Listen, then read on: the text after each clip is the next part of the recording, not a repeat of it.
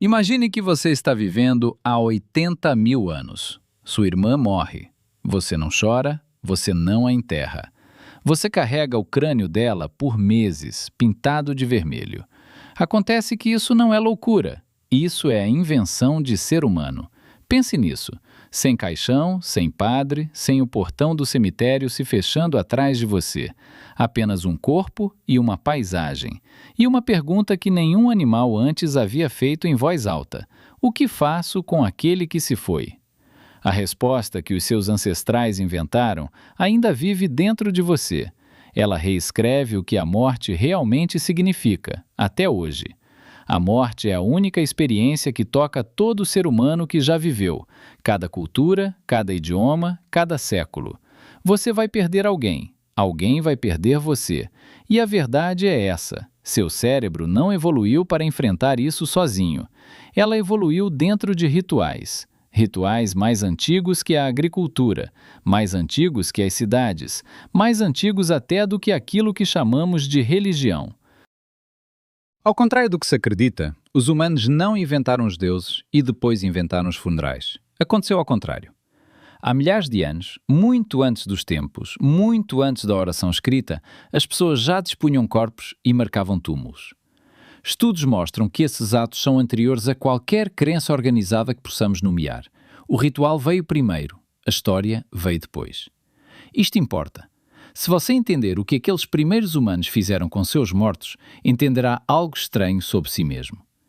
Porque você precisa ver o corpo. Porque o silêncio em um funeral parece mais pesado do que o silêncio em qualquer outro lugar. Porque o luto tem uma forma e romper essa forma o torna pior. Seus instintos diante da morte não são apenas seus, eles são herdados. E o mais antigo sepultamento conhecido quebra todas as suposições que você tem sobre nossos ancestrais e sobre você mesmo. Se você quer conhecer a história daquele túmulo, assista a este vídeo a seguir. Inscreva-se para mais mergulhos profundos nas origens humanas.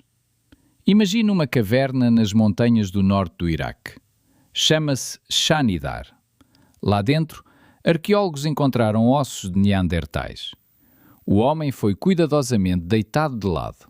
Ao seu redor, pólen, não aleatório, mas de 1000 folhas, centáurea e malva rosa. Durante décadas, os cientistas discutiram se os neandertais realmente colocavam flor sobre seus mortos ou se roedores escavadores arrastavam o pólen para dentro. Mas o próprio debate já revela algo. Até os céticos concordam que o corpo foi colocado deliberadamente por mãos escolhidas. Agora viaja até uma encosta em Israel, um lugar chamado Kafsé. Uma criança pequena foi enterrada ali, há cerca de 100 mil anos. Seu corpo foi polvilhado com ocre vermelho, pigmento moído a partir de terra rica em ferro. Ali perto, chifres de veado repousavam sobre o peito da criança. O ocre vermelho aparece repetidamente em túmulos antigos por toda parte. Da África à Europa até à Austrália. Ninguém sabe ao certo o que significava, mas ninguém pinta corpos por acaso. Por todo o mundo antigo, corpos são encontrados encolhidos em posição fetal, joelhos dobrados, mãos junto ao rosto, como se fossem colocados de volta no sono ou no útero. Objetos funerários surgem ao seu lado, contas, ferramentas, alimentos. Acontece que o cuidado com os mortos não terminava com a morte. Estendia-se para além dela, até algum outro lugar. As pessoas mandavam alguém para algum lugar e o mandavam preparado.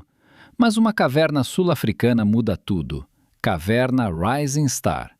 No fundo de uma fenda estreita, mal larga o suficiente para uma pessoa, os pesquisadores encontraram centenas de ossos. Homo naledi. Não é sapiens. Não é neandertal.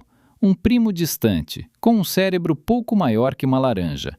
E ainda assim, esses corpos chegaram lá de alguma forma. A câmara não tem outra entrada, nenhum sinal de inundação, nenhum predador. A explicação mais razoável: outros Homo naledi os carregaram para lá, deliberadamente, no escuro, por passagens impossíveis. A rota é tão apertada que arqueólogos modernos precisaram de treinamento especial só para chegar até ela. Pare e pense nisso. Um hominídeo com uma fração do tamanho do seu cérebro pode ter praticado algo como um enterro ritual para seus mortos. Os cientistas acreditam que isso empurra a origem do comportamento mortuário para muito antes do que qualquer um jamais havia esperado. Isso sugere que o ritual não exige uma mente moderna. Acontece que o próprio ritual pode ter ajudado a criar a mente moderna. Mas o sepultamento é apenas uma das opções que os humanos antigos inventaram. Alguns praticavam a escarnação, deixando os corpos expostos aos abutres e às intempéries. Os ossos limpos que restavam eram recolhidos e guardados. Outros praticavam o sepultamento secundário, uma despedida lenta, em 2 etapas. O corpo repousava primeiro num lugar temporário. Meses ou anos depois, a família voltava para limpar, com as próprias mãos, os ossos já embranquecidos. Eles os pintaram com pigmento de ocre vermelho. Reorganizaram-nos com cuidado. Enterraram-nos novamente, desta vez para sempre. E depois há a prática que mais perturba os leitores modernos hoje: o canibalismo. Mas não o que você imagina. Não do tipo agressivo de história de terror. Canibalismo de luto. Comer os seus mortos como um ato sagrado de puro amor. A razão pela qual eles comiam seus mortos te perturba, mas só porque você foi criado para sentir isso. Considere os Wari da Amazônia. Até meados do século XX, quando um ente querido morria, eles o pranteavam por dias. Então, com grande pesar, o corpo era assado e consumido pelos parentes. Os antropólogos registraram algo para o qual nenhum livro os havia preparado. Os Wari não estavam celebrando, choravam abertamente, descreviam o ato como a mais elevada forma de compaixão.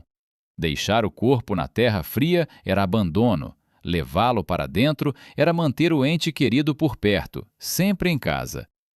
Os Forê da Papua Nova Guiné praticavam algo semelhante. As mulheres e as crianças, em particular, consumiam partes dos parentes falecidos. Era luto, a memória feita matéria. Estudos mostram que a química da dor naqueles cérebros era igual à sua hoje. Os mesmos hormônios, os mesmos circuitos neurais, a mesma dor. Só o gesto externo, o ritual em si, é que sempre foi diferente. Aqui está a reviravolta. Seu nojo não é natural, é cultural. Seu cérebro nunca nasceu sabendo disso, é ensinado, assim como se ensina a outros que queimar, embalsamar ou deixá-los para as aves é o certo.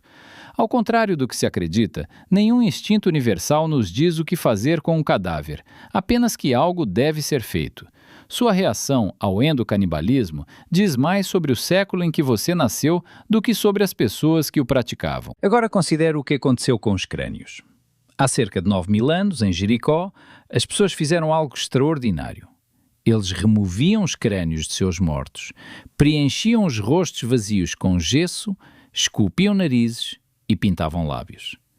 Pressionavam pequenas conchas nas órbitas dos olhos, fazendo com que os crânios parecessem encarar os vivos de volta. Depois, mantinham essas caveiras dentro de suas casas, em prateleiras, sob o assoalho, ancestrais tornados permanentes como retratos. Viaje para o norte até Çatalhöyük, no que hoje é a Turquia, há 9.000 anos. Uma cidade de tijolos de barro. Quando alguém morria, a família o enterrava sob o chão da própria casa, debaixo da lareira. Gerações de ancestrais, literalmente sob seus pés, enquanto você cozinhava, dormia, fazia amor e contava suas histórias. Imagine atravessar sua cozinha, sabendo que sua avó jaz 15 centímetros abaixo dos seus pés. Vida normal naquela época. Vá para leste, até o Alto Planalto do Tibete, onde o sepultamento celestial ainda é praticado hoje pelos habitantes locais. O corpo é oferecido no alto da montanha, aberto e entregue por inteiro aos abutres que circulam no céu. Na antiga Pérsia, os zoroastristas construíam altas torres de pedra, as Torres do Silêncio, exatamente com o mesmo propósito sagrado. O corpo não deve poluir a terra nem o fogo, deve ser dissolvido de volta no céu aberto. Agora vá aos pântanos de turfa do norte da Europa, onde corpos emergem da lama milênios depois. Corpos retirados da lama escura 2.000 anos depois, com a pele ainda intacta e os rostos ainda perfeitamente reconhecíveis. Sacrifícios, pensam alguns arqueólogos. Execuções, argumentam outros. De qualquer forma, deliberado, significativo, inconfundivelmente humano.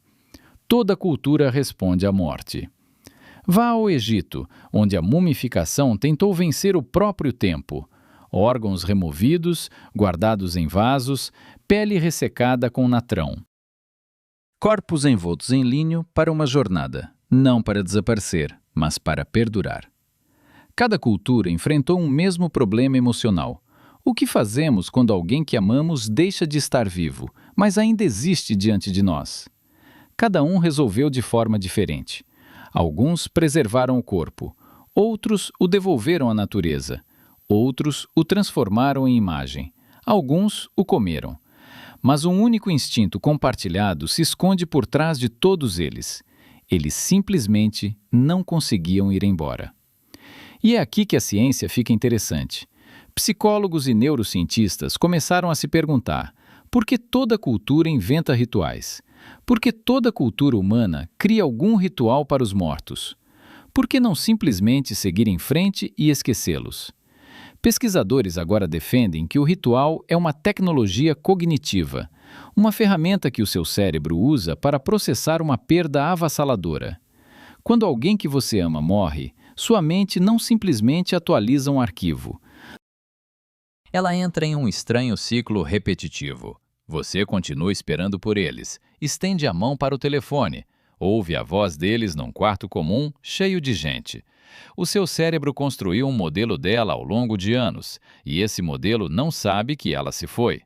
O ritual dá ao seu cérebro uma saída do ciclo. Ele diz: aqui está o começo, o meio, o fim.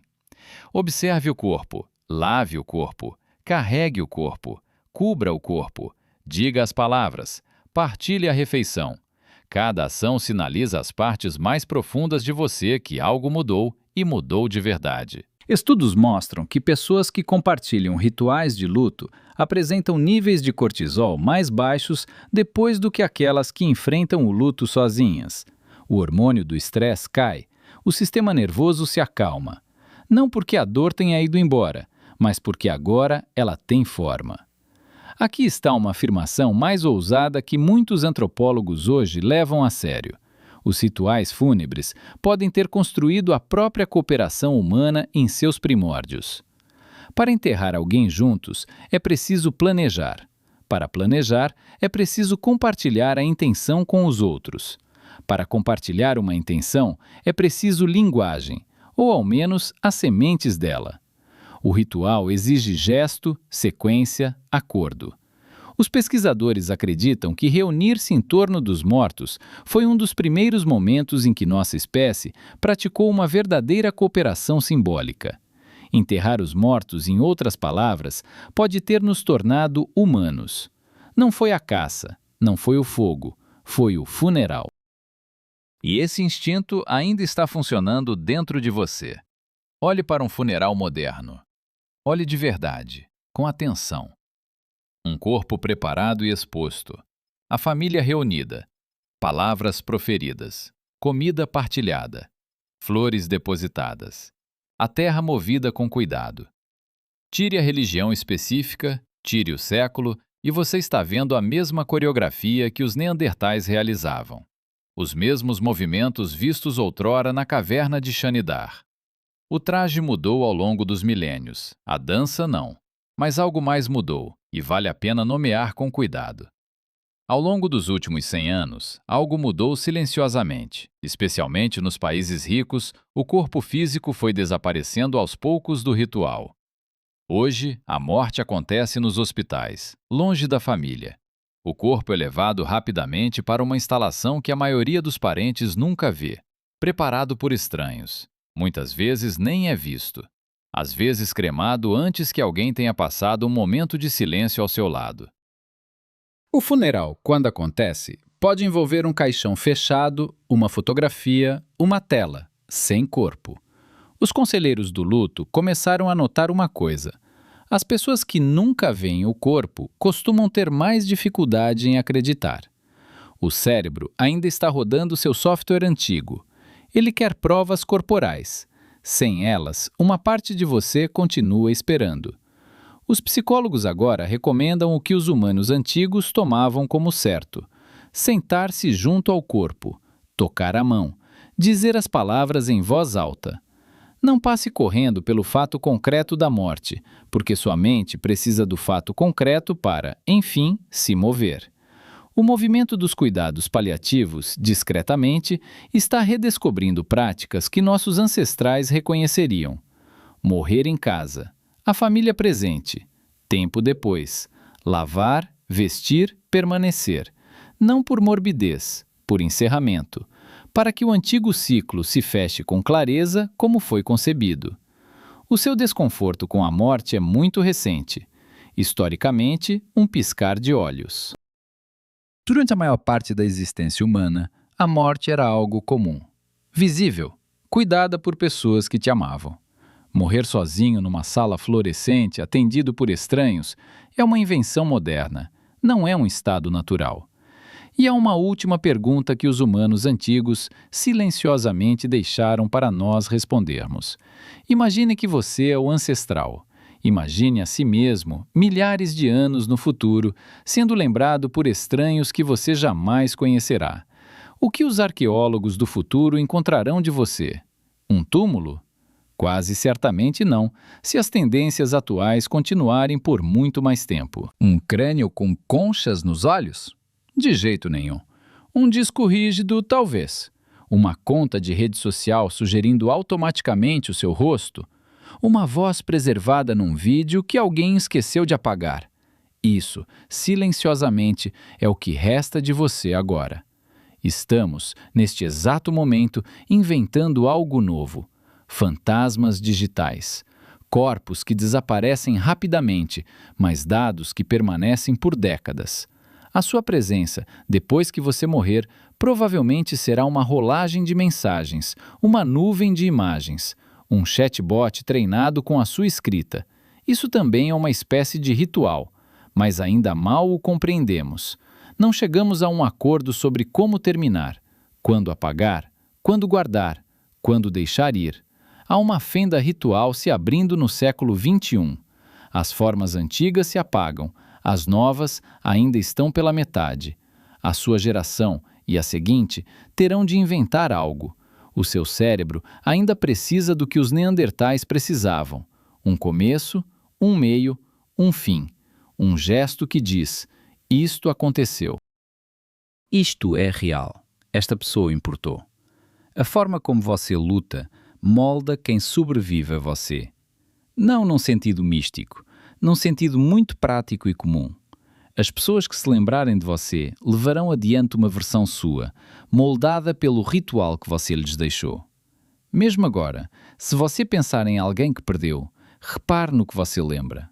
Não é o momento mais impressionante dessa pessoa. É um gesto, uma refeição, um pequeno ritual, repetido.